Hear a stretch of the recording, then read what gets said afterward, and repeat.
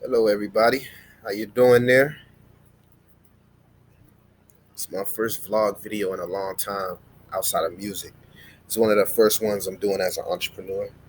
I didn't really know how I wanted to start this video, so I guess I'll tell y'all a little bit about myself. First and foremost, my name's Chaz. I'm one of the greatest door-to-door salesmen that you probably heard of or never heard of, and yeah, that's pretty much. I'm an entrepreneur. Um, I wanted to start this vlog Soap Gods, organic sales, organic lifestyle. Um, yeah, I want to just tell everybody a little bit about my life. Um, I'm from Charleston, South Carolina. Uh, High school education, entrepreneur. I was on my own when I was 16. So technically, I've been going door to door since I was 16. And this is just basically a vlog for all people that's out there going door to door. This is a vlog for all salespeople. This is a vlog for all entrepreneurs.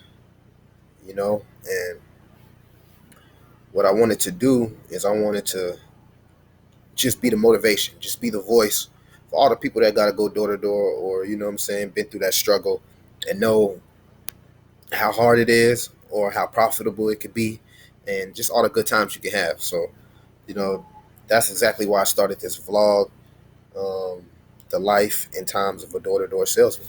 And yeah, I'm Chaz. So yeah, I started when I was 16. I joined a door to door company when I was 16. They sent me out there. My mother, she was working as a supervisor for one of the door to door companies by the name of Go Doers, and they sent me out there to North Carolina, I believe. It was for like a big picnic. So at the time, I was still in high school. I probably had just turned 16.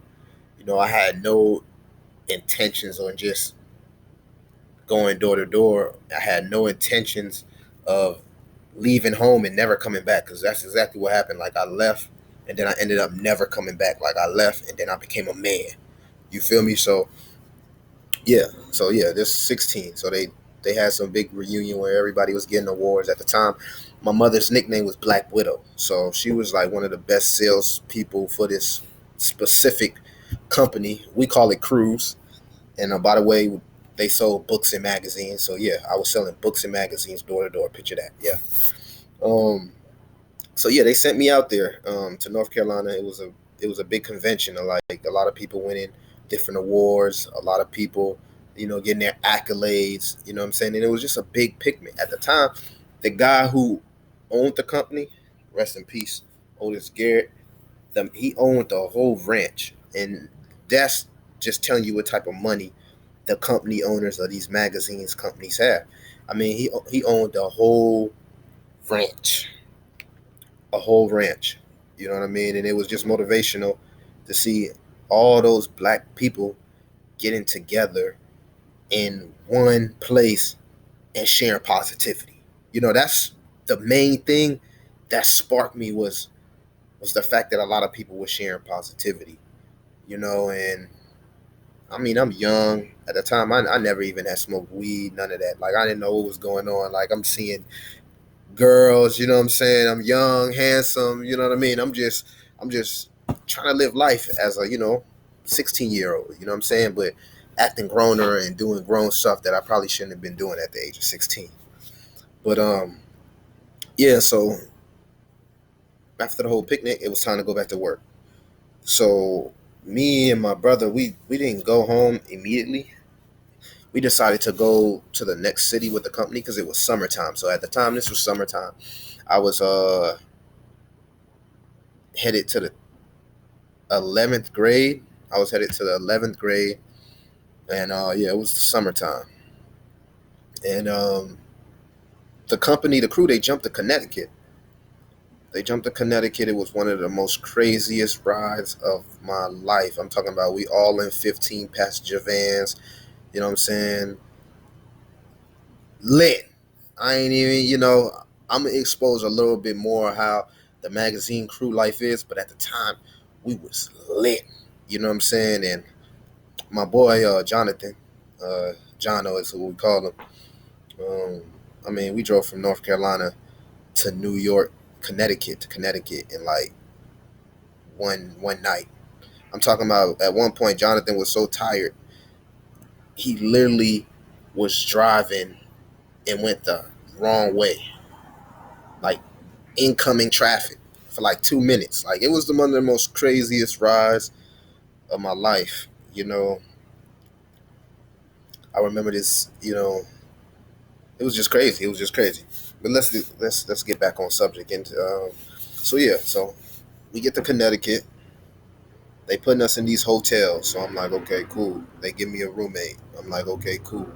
I can't really remember who my roommate was, but at the time, like I said, I was still green. Like I had just came back from playing sports.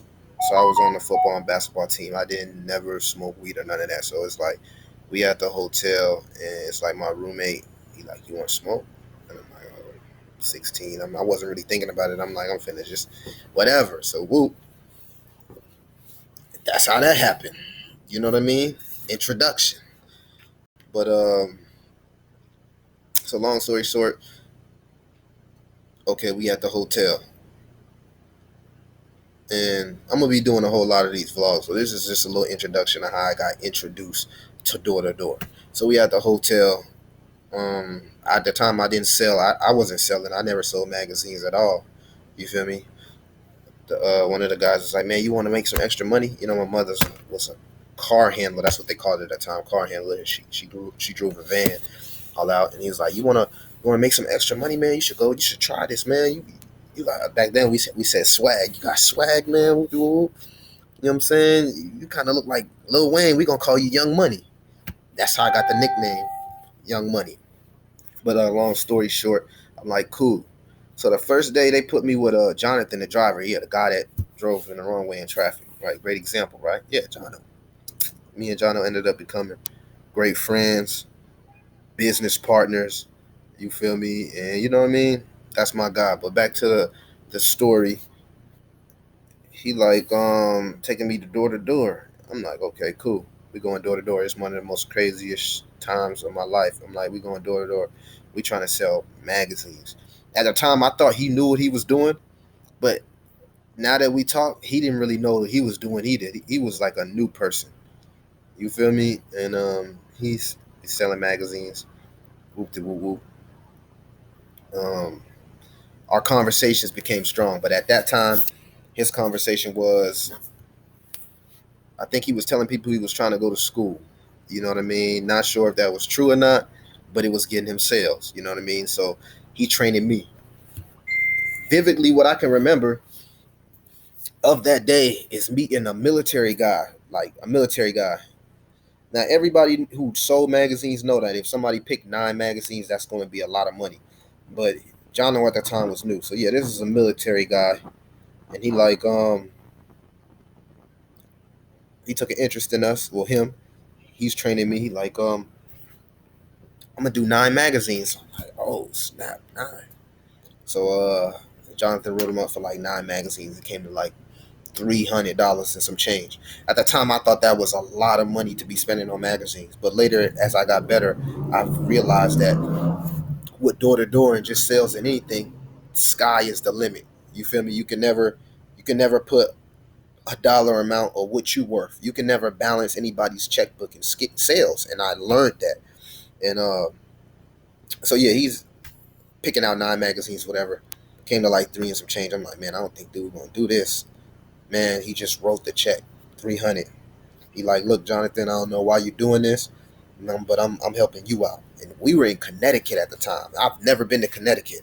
I'm like straight from the South, big baggy T-shirt on. I didn't even have no shirt and tie, no collar. This man taking somebody straight off the hood, door to door, and making money. I'm talking about popping books and magazines, and people would never understand how much people spend a year on books and magazines. But it was just amazing to see in 15 minutes somebody take that type of, take that type of interest in you and give you an opportunity and really believe in you. And that's when I became a believer of the door-to-door industry. You feel me? That's when I became a believer of the door-to-door industry. And from then on, it was sky's the limit.